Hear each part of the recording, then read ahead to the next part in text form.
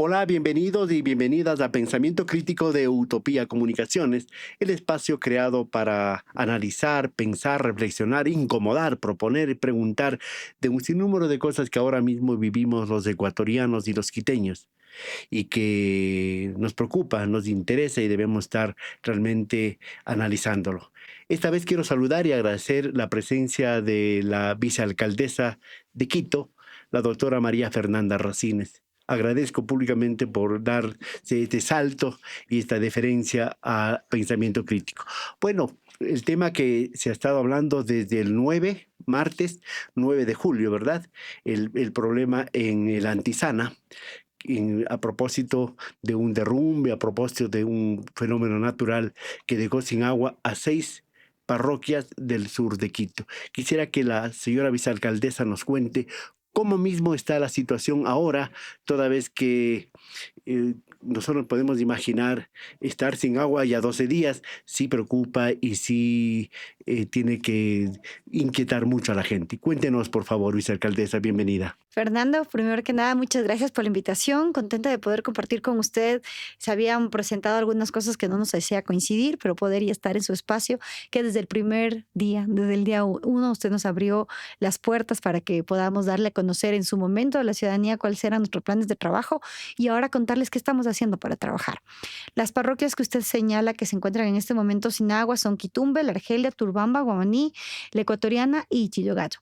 Hay que reconocer y hay que recalcar, sobre todo hay que aclarar que la razón por la que no tienen agua en este momento es porque hubo un deslizamiento de tierra, producto dos cosas. Primero, las fuertes lluvias, y quisiera aclarar que el otro tiene que ver mucho con los efectos del calentamiento global, en donde sí entramos nosotros como seres humanos que eh, incluso en esta época que estamos de los incendios, donde el anterior verano nomás se incendiaron tantos pajonales que ahora ya no se encuentran y por ende no pueden absorber el agua, razón por la que en muchos lugares hay deslizamientos de tierra por las fuertes lluvias. ¿Por qué tenemos fuertes lluvias? Precisamente porque estamos siendo inclementes con el clima y la madre naturaleza nos está pasando factura. Aclarar que no tiene nada que ver con el trabajo que realizó el municipio de Quito, quienes estuvieron antes y hicieron la compra de esta infraestructura que colapsó por el peso de la tierra debido al deslizamiento de tierra. La infraestructura estaba avalada para durar más de 10 años todavía, así que no había ninguna necesidad de hacer algún cambio, sino que son cosas que pasan lamentablemente por efectos del calentamiento global y la fuerza de la naturaleza que nos está tratando de sacudir para decirnos, oiga, deje de hacer esto. Está llamando la atención, ¿no? Nos está llamando la atención, pero la gente no se ha quedado sin agua, Fernando. Eso también, porque usted me decía, van sin agua tantos números de días. Hay que aclarar que nosotros hemos actuado y hemos actuado precisamente con presencia.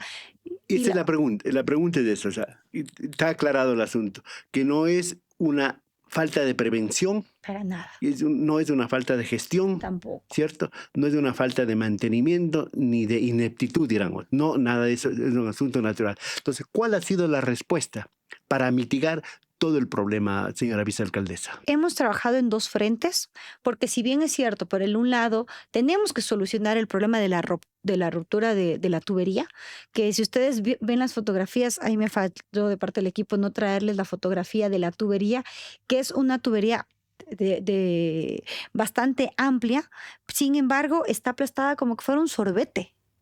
O sea, imagínense el peso de la tierra. Entonces tenemos que trabajar en dos lados.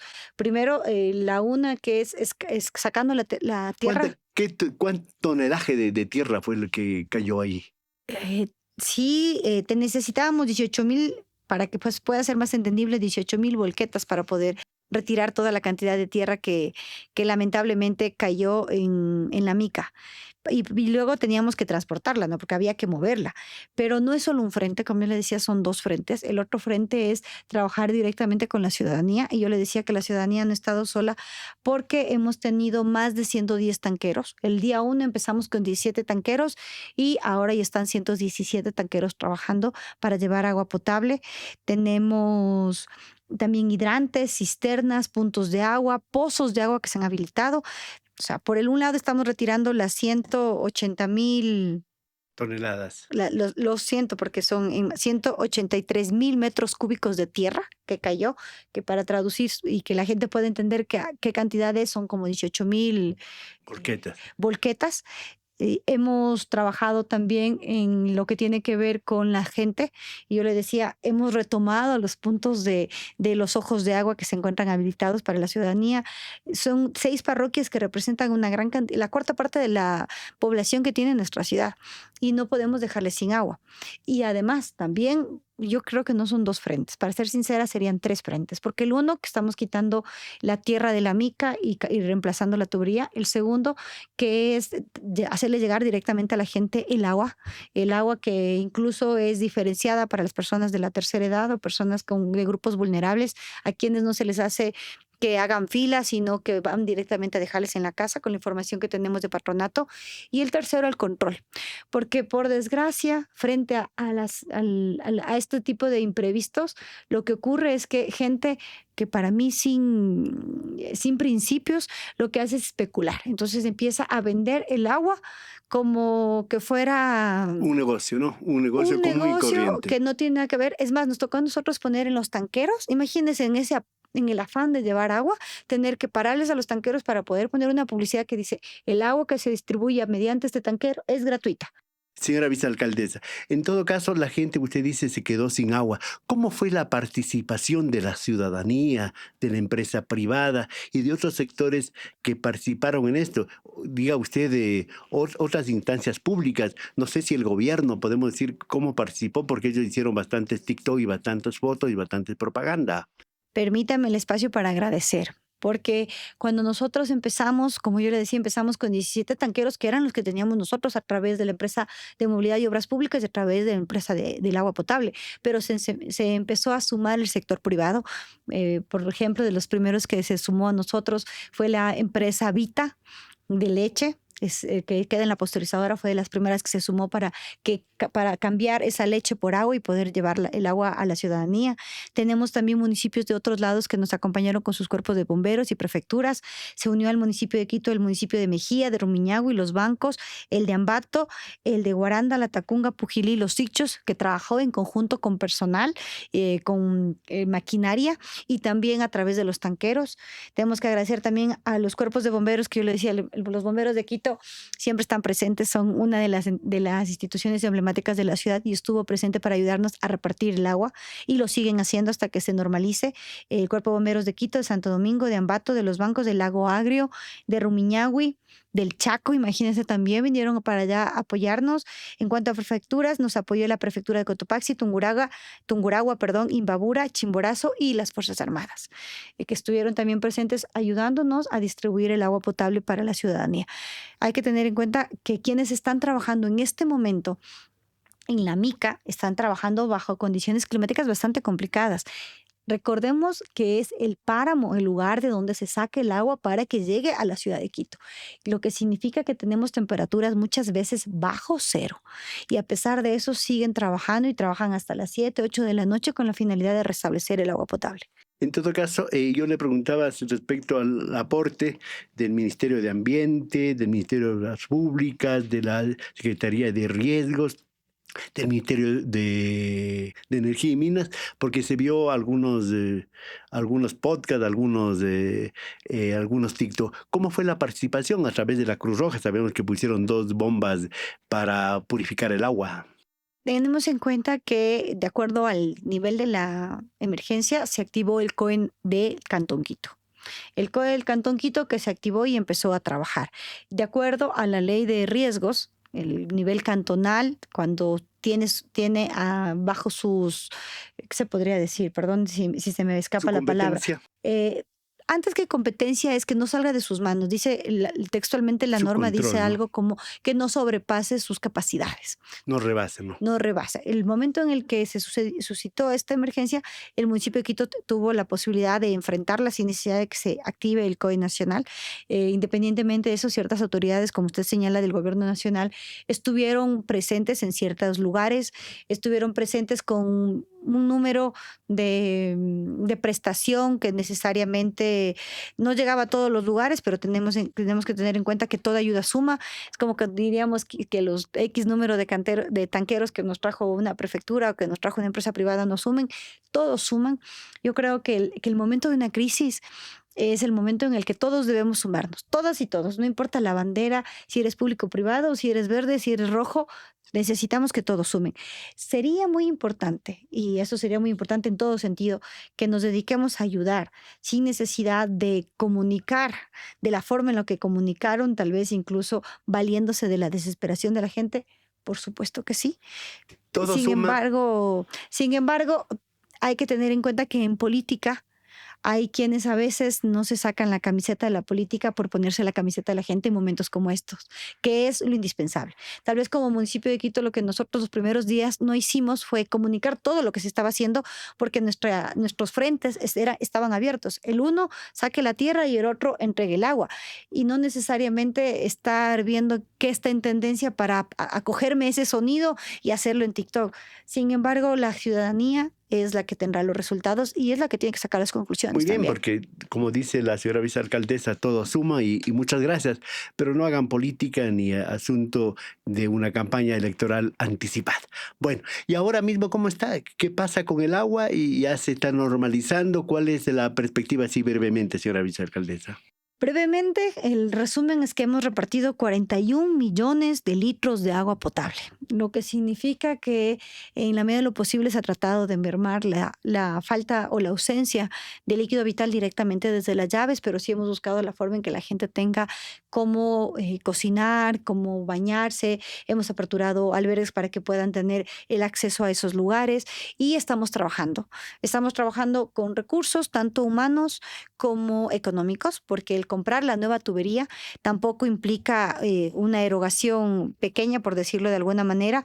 Hemos tenido la posibilidad de adquirir, desde Cuenca vinieron tuberías que compramos que van a tener una duración para la ciudadanía también que nos permitan realizar, tener mayor cantidad de tiempo esta tubería.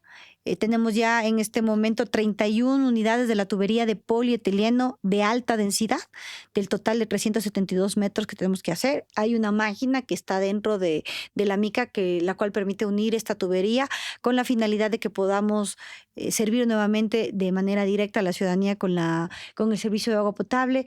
Hemos tenido un poco de percances, como yo les decía, en la mica la temperatura es de un páramo, así que en ocasiones llega a bajo cero, pero la máquina que hace que salga este material que permite unir la tubería, cuando está la temperatura a ese nivel no puede trabajar.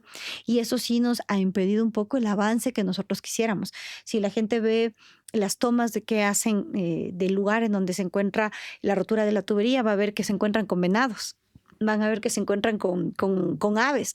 Es un lugar bastante inhóspito que sí tiene una temperatura que nos ha complicado un poquito el trabajo, pero vamos avanzando. Le decía que el espesor de la tubería es de 10 centímetros y tiene un diámetro, 10 centímetros de espesor con un diámetro de 1 metro.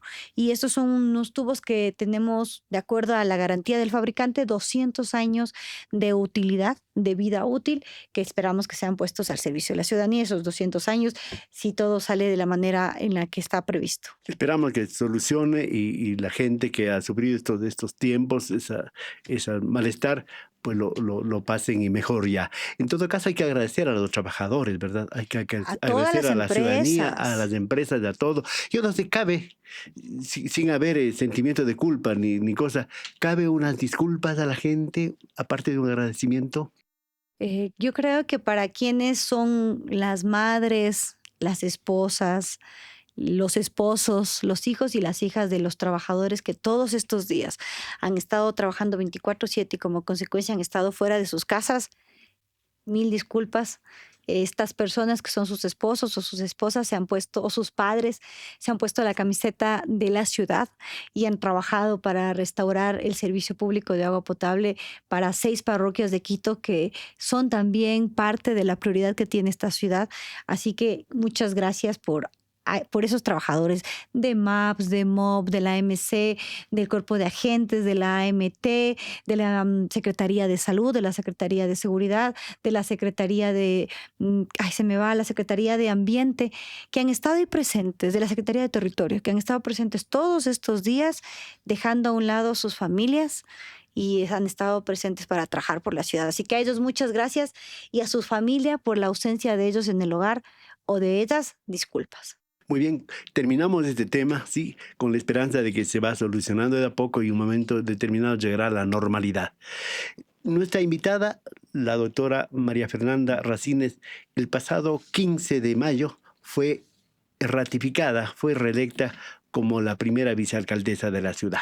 Cuéntenos ahora sí cómo está la gobernabilidad y la dinámica en la municipalidad de Quito, porque estamos no en vísperas, pero sí se está trabajando ya muchos concejales, muchos sectores, pensando en las elecciones seccionales del 2027. ¿Cómo está esta gobernabilidad, señora vicealcaldesa? Ay, el suspiro. A ver, en realidad creo que si bien es cierto, ya pasaron los 100 días de luna de miel que nos decían que pasó al inicio cuando empezamos el consejo, creo que es normal que dentro de un organismo político, de un organismo legislativo conformado por políticas y políticos, tengan cada quien su ideología y que por supuesto en estos momentos ya sientan la necesidad de tal vez irse forjando como una figura política de elección o de reelección, porque hay quienes pueden querer ser reelectos como concejales y hay quienes tal vez quieran o tengan otras aspiraciones, que todo esto es legítimo. Más sin embargo, sí es importante que seguimos trabajando en conjunto. ¿A qué me refiero? Que pese a que puede haber un discurso en el que no está de acuerdo con ciertas cosas que hace el alcalde o aprovechen una crisis para hacer un TikTok, sí hay concejalas y concejales que debo agradecer que se encuentran presentes y dando quórum, no todos, no todas, pero sí se encuentran presentes y dando quórum para aprobar las cosas que se necesita como municipio de Quito, para que el municipio no pare, para que la regularización de los asentamientos humanos de hecho y consolidado continúe, para que los trazados viales se puedan realizar, para que podamos dar cumplimiento a órdenes judiciales sobre, por ejemplo, sentencias de extinción de dominio o de prescripción de dominio y seguimos trabajando. O que se puedan otorgar las declaraciones de bien mostrenco para avanzar la titularización de los bienes donde funcionan ligas barriales o ligas parroquiales, como también entidades educativas. Así que sí, seguimos trabajando y hay quienes pueden estar presentes y quienes tal vez, yo digo, después de que les niegan el punto del orden del día, se enojan y se van. O en un momento álgido salen para dar una entrevista y luego ya no regresan. O que justo el rato que hay que votar salen al baño. Sí, sí tenemos de esos. Pero también hay de los otros. Pero sería bueno hablar de esos. aliados ahora son de la oposición.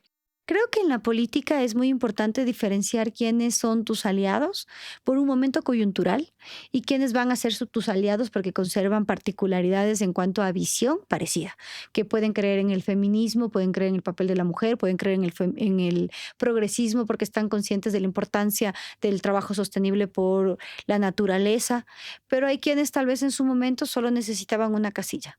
Y esas son las cosas que vamos viendo que van pasando.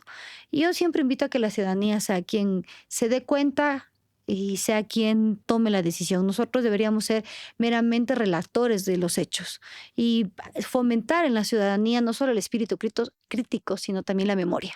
Señora vicealcaldesa, en todo caso, ¿cómo está funcionando el municipio? ¿Cómo están andando las obras que están planificadas en medio de una coyuntura que es el asunto de la revocatoria del alcalde Pavel Muñoz, que ahora mismo se están recolectando firmas, según los promotores de este hecho, que es democrático, por supuesto, dicen que ya tienen las suficientes firmas. ¿Cómo están trabajando y qué piensan desde adentro respecto a este proceso? Hemos decidido no parar, que el municipio no pare. Hemos decidido que las obras continúen, hemos decidido que las obras a través de servicios continúen. Hay gente que nos pregunta, Fernando, ¿cuál va a ser la obra emblemática del alcalde Pavel Muñoz? Porque tal alcalde hizo que un aeropuerto, que tal alcalde hizo esto y otro. Yo creo que no basta con una sola obra. Porque tal vez, por ejemplo, el Metro de Quito, que es una obra importantísima, hemos trasladado al número de la población total del Ecuador más de una vez en todos los viajes que ha hecho el Metro de Quito, pero es una obra que no llega a todos los lugares. Por ejemplo, recién nosotros hace 2 semanas pudimos inaugurar la ruta que permite que a quienes viven en el Valle de los Chillos puedan tener una conexión a la estación El 24 de de mayo. la 24 de mayo, donde hay el viaducto para que se puedan conectar al metro. Pero ¿después de qué tiempo?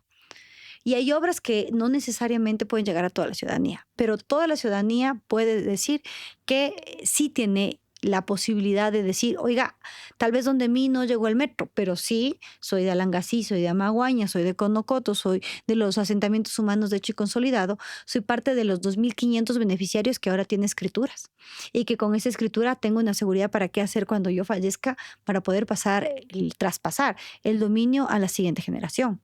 Podemos también decir que hay otros servicios que nosotros estamos dando y que como mamá me siento muy orgullosa de eso, porque el municipio de Quito ha hecho una inversión bastante fuerte en lo que tiene que ver con los servicios sociales.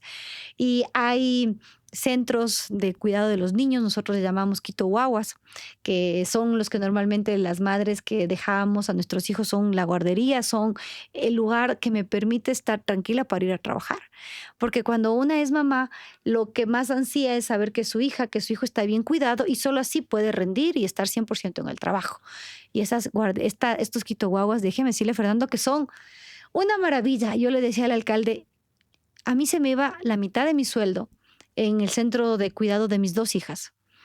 Y le prometo que no era tan lindo como el que nosotros prestamos a las mujeres que son sobrevivientes de violencia y que son mujeres que por temas de movilidad humana están en nuestro país. En medio de esa satisfacción, no creo que tampoco no haya un espacio para la preocupación, para la inquietud por esto del proceso de revocatoria del mandato, señora vicealcaldesa. El alcalde suele decir, Fernando, que no hay que despreocuparnos, pero tampoco podemos ni estimar ni subestimar. Porque si nosotros nos ponemos muy preocupados en qué está pasando con lo que hacen los demás, la ciudad deja de tener trabajo. Se para. Y creo que ya es suficiente con Pero que la lo otro refinería tampoco, no ¿no? tenga, que la refinería no pueda producir el material necesario para pavimentar El las calles, asfalto. como para que nosotros podamos decir, entonces no vamos a hacer nada más. Sí, sí nos han dicho que si ya nos dimos cuenta que en Quito si tú haces la gente se enoja y si no haces también. Entonces a veces lo mejor es no hacer, que eso nos habían dicho desde otras alcaldías. Sí, ya estamos conscientes que eso es así, pero no vamos a parar. No vamos a dejar de trabajar por la ciudad. Y eso implica estar en aquellos lugares donde ningún alcalde antes ha estado. Significa llevar pavimento, llevar adoquín, llevar asfaltado a aquellos lugares donde antes eran de tierra. Y por supuesto significa estar junto a la ciudadanía que tenga servicios de educación, porque nosotros tenemos unidades educativas, estamos en Amaguaña, estamos construyendo una nueva unidad educativa, tenemos servicios de salud y yo quiero hacerles la invitación, nosotros a través de la Secretaría de Salud damos servicios de salud, por ejemplo, a todos las personas que están sacando las PUCAS y que sacan las LUAES, nosotros les damos el servicio de salud, desde salud que hablamos de reproductiva, psicológica y exámenes médicos. Estuve en el Quinche viendo cómo a los trabajadores autónomos, a los vendedores que tienen ahí los locales, les damos el servicio, porque incluso es un requisito. O sea, nosotros decimos, ok, tú quieres tener tu PUCA, necesitamos que tengas tu carnet, tu certificado de encontrarte en un buen estado de salud. Pero no para eso vas a tener que irte al sector privado. Mira, aquí están los servicios del municipio María de Quito. Fernanda, ¿cómo es la relación ahora mismo con el vecino del frente, con el gobierno nacional? Creo que es importante tener en cuenta que cada nivel de gobierno tiene sus competencias. Y si bien es cierto, en este momento las relaciones no son como las que fueron el primer día, el 14 de mayo del 2023, creo que es importante también respetar las facultades que tiene cada nivel de gobierno y eso es lo que estamos haciendo desde el municipio de En Quito. cuanto a transferencias, ¿cómo están? Lamentablemente tenemos una deuda bastante grande desde el gobierno central al municipio de Quito y, como usted me decía, hay que agradecer. hay que agradecer, Fernando. Quiero agradecerle a toda la ciudadanía del Distrito Metropolitano de Quito, quienes realizan actividades económicas, quienes se pusieron al día en sus patentes y en sus impuestos, haciéndose beneficiarios de la ley que permitió la remisión hasta el 30 de junio y que se igualaron. Y ese dinero nos ha dado la holgura suficiente para, por ejemplo, hacer esta inversión de más de $450,000 que nos costó la tubería para que podamos restablecer el servicio de agua potable aquí a las 6 parroquias del sur de Quito. Quito sigue siendo, creo que con el 6 u 8, usted me corrige, de la tasa de desocupación que hay en el país. 8%, que es el ¿verdad? doble que se encuentra en Y todo el el asunto país. de la inseguridad son dos temas muy, muy fuertes. ¿Cómo están enfrentando eso? El día viernes, Fernando, tuvimos se me parece que fue la tercera o la cuarta feria en lo que tiene que ver con el empleo. Y para que usted se dé cuenta cómo va avanzando. ¿Qué es esta feria? Primero, para quienes no lo conocen, se realiza en el Centro de Exposiciones Quito. Nosotros como municipio de Quito contactamos a empresas, en este caso fueron 70 empresas Como que 2,000 y estuvieron pico presentes. de vacantes. 20,000. 20,000 20,000 personas asistieron. pero era 2,000 y pico de vacantes, creo. Sí, pero yo quisiera hacer énfasis en la evolución, Fernando. La primera vez en la feria fueron 8,000 personas.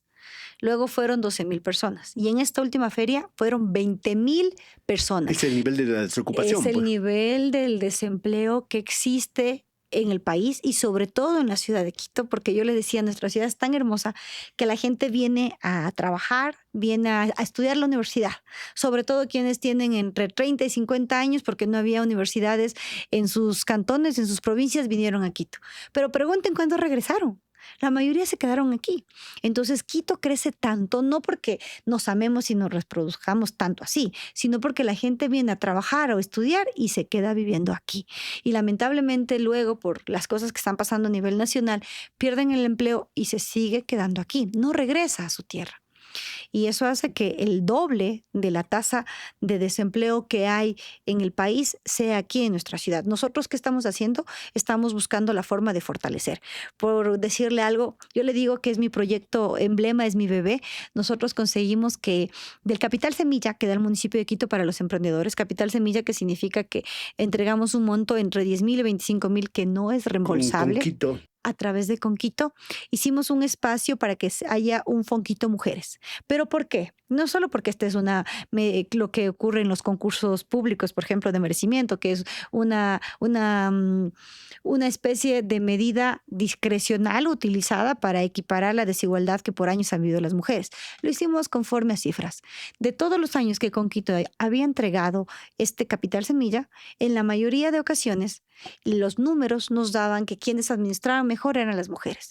El dinero se reproduce porque la mujer es jefa de hogar, la mujer administra más, la mujer es más puntual en pagar, la mujer es más responsable en hacer producir, en no perder la inversión. Así que se designó casi $500,000 solo para mujeres. Y este año vamos a hacer lo mismo. María Fernanda, el asunto de seguridad, no estamos a los niveles lamentables de Manta, de Durán, de Preocupantes. Babahoyo, pero ya hay cosas. ¿Cómo está el asunto? Porque el municipio ha dado como más de 11 o 12 millones de dólares a la policía, ¿verdad? Del fondo de De la seguridad. tasa de seguridad. De la tasa de seguridad. Sí.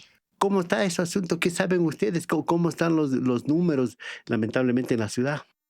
Hemos decidido que la tasa de seguridad, que los montos que antes se utilizaban para darle patrullero a la Policía Nacional, para repotenciar los UPCs o para equiparlos, y que no tenemos una garantía, ni tampoco tenemos cómo obligarlo en cierta forma, porque esa es una competencia del presidente de la República, la función del Ejecutivo. presidente, el ejecutivo, el ministro es quien decide dónde están los policías y a dónde se van y cuántos en qué cantón y cuántas en qué provincia. Lo que hemos hecho es cambiar la estrategia. Yo le dije al alcalde, le felicito. Porque lo que está en nuestras manos, y eso es así como que algo incluso a nivel personal, ¿no? De una paz interior.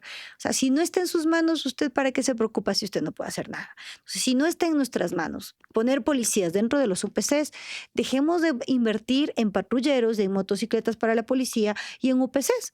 Y lo que estamos haciendo ahora es invirtiendo casa adentro. ¿A qué me refiero con esto? Estamos entregando, por ejemplo, el rancho a lo que la gente le llama normalmente a la Policía Metropolitana, que el nombre correcto cierto, es el cuerpo de agentes. El cuerpo de agentes tiene ya 200 años de existencia, imagínense. Los bomberos y el cuerpo de agentes tienen la misma cantidad de años de existencia. Así de milenaria es esta institución y estamos fortaleciendo su presencia, los uniformes de ellos, estamos fortaleciendo el rancho, estamos fortaleciendo el equipamiento con la finalidad de lo que sí está en nuestras manos, que es nuestra competencia como municipio de Quito, reforzar el manejo del espacio público. Que hay que aclarar esto. Nosotros como municipio de Quito lo que tenemos es la competencia de controlar el espacio público. ¿Cómo lo hacemos con el cuerpo de agentes de control? También lo hacemos con la AMC. Cuando yo le decía, hemos trabajado en más de un frente por el tema de la mica, es porque también la AMC, por ejemplo, ha sancionado a vecinos que eso es ilógico lo que hacen. El agua que le dan en el tanquero, lo cogen y es para lavar el carro. O sea, hay gente que no tiene para cocinar, que no tiene para bañarse, no tiene para usar en los baños y se pone a lavar el carro. Entonces, hemos sancionado. Y ese es el trabajo que estamos haciendo como municipio de Quito por la seguridad. Estamos conversando aquí en Pensamiento Crítico de Utopía Comunicaciones con la señora vicealcaldesa María Fernanda Racines. María Fernanda, bueno, parecería que todo es perfecto, dirá la gente que nos está escuchando y viendo. Perfectible. No hay una autocrítica. ¿Qué no se ha hecho bien? ¿Qué falta por hacer? Las autocríticas son necesarias, importantes e indispensables incluso. ¿Una autocrítica de parte de la señora vicealcaldesa? Considero que se han hecho cambios de parte del alcalde en lo que tiene que ver con su gabinete. Ha hecho cambios, por ejemplo, en la Secretaría de Inclusión, ya se han cambiado a 2 secretarias. Se ha hecho cambios, por ejemplo, en Quito Turismo, en la Secretaría de la Producción.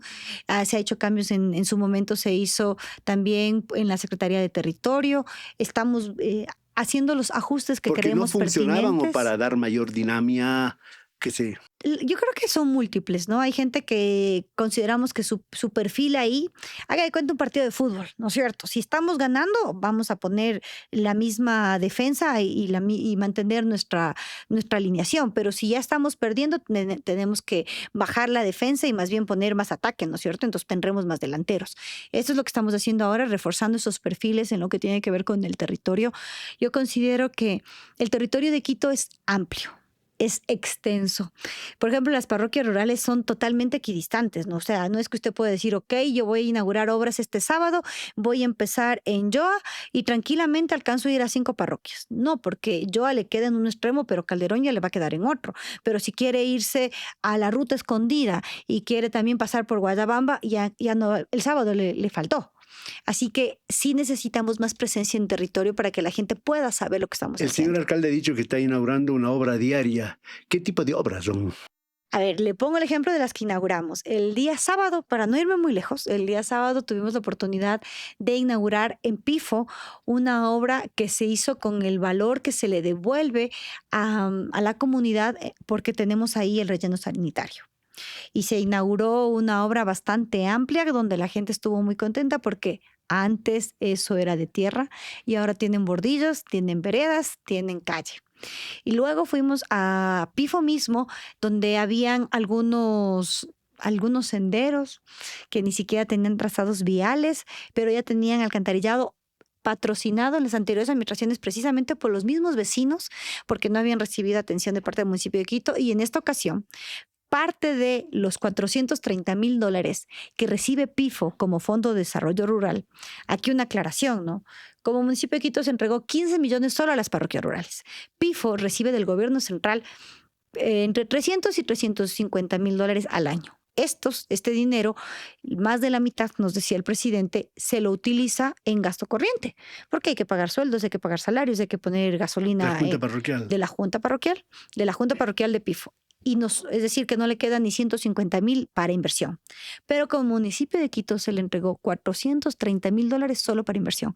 Y el presidente decidió utilizar más del 80% en el pavimento, en el adoquinado de los senderos que hay ahí. Me refiero con senderos, las calles, los callejones, que habían 5 que estaban sin ser atendidos, que eran de polvo, y fuimos con el alcalde a inaugurar eso. Tal vez a quien vive en su zona de confort del hipercentro, no sabe que existe PIFO, no sabe que las calles eran de tierra y mucho menos sabe que ahora son de adoquín. Pero a esos vecinos que viven ahí y que estaban muy felices y que había las vecinas que lloraban y le abrazaban al alcalde, yo sabía que usted me iba a cumplir y que al fin esto se iba a dar. Sí saben que el alcalde está haciendo trabajo. Con este nivel de aceptación que tiene el señor alcalde, entonces, la revocatoria del mandato, ¿cómo le ve usted? La revocatoria del mandato es una herramienta de participación ciudadana, la cual es respetable porque consta en la norma. Como abogada no puedo hacer más que respetar su El procedimiento. código de la democracia. Y también tener mucho cuidado en relación a lo que se manifiesta sobre la misma, porque en algunas ocasiones ya nos han amenazado por redes sociales que tenga cuidado porque usted misma puede ser sancionada. Yo insisto, soy respetuosa de la norma. Como concejala, soy una persona que ha acompañado al alcalde. Pero ¿cuál en cree la que puede ser el inauguración. desenlace? No a manera de pitoniza, sino viendo lo que usted dice. Yo creo que todo es posible en nuestro país. Recordemos una frase que decían dentro de la asamblea cuando había alguna norma Total rara. granizo, ¿no? Exacto. En la política se ha visto de todo. Si me pregunta, retrotrayéndome, ¿no? Como usted me pregunta qué va a pasar para adelante, yo quisiera irme más hacia atrás.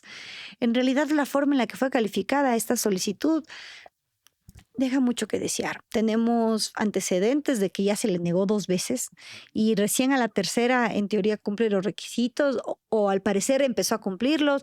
Es bastante particular. Que una persona sea sancionada 2 veces por un mismo hecho tampoco es lo adecuado. O sea que, según la señora vicealcaldesa, que no se producirá aquel chao Pavel. Eso dependerá del apoyo de la ciudadanía y la defensa de la ciudadanía al trabajo que está realizando el alcalde Pavel Muñoz.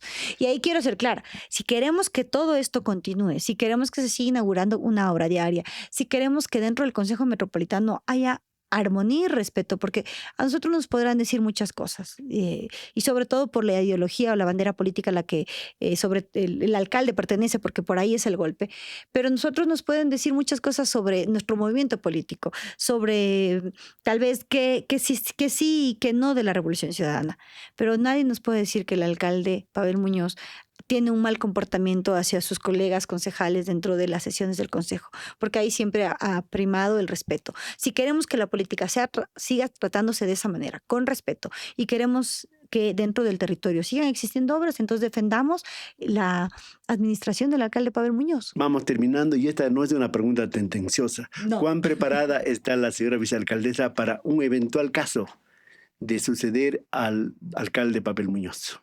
Considero que todas las concejalas y concejales estamos preparados y tenemos un plan de trabajo y tenemos un equipo de trabajo para legislar y fiscalizar. Y la ciudad ya ha tenido la experiencia de qué ocurre cuando un concejal se convierte en alcalde. Así que el llamado es precisamente para respetar eso.